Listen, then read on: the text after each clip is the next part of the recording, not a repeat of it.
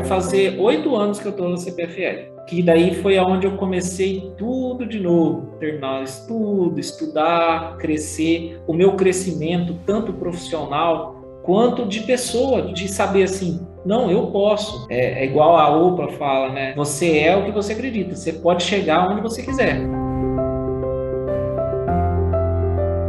Naquela época, a gente não se falava em bullying, né? Falava em zoeira, né? Então, eu era aquele garoto zoado, sabe? Então, eu não tinha muito interesse em estar na escola. Larguei, abandonei mesmo o estudo e comecei a trabalhar com vendas, eu fazia vendas.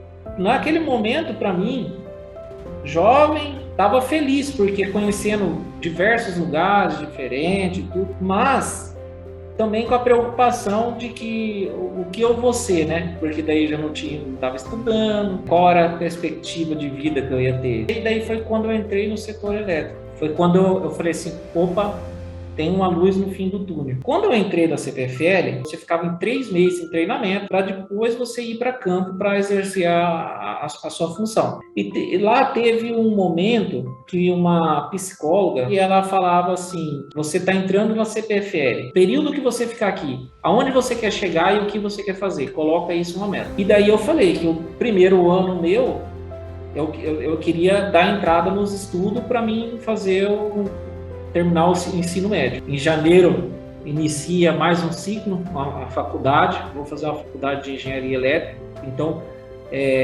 aprender, correr atrás, estudar, é uma das coisas mais importantes que todos, não só eu, quanto todos precisam, buscar conhecimento. O projeto Semear, ele é um projeto maravilhoso que a CPFL tem. Bem no começo, o nome era Dia do Bem Fazer.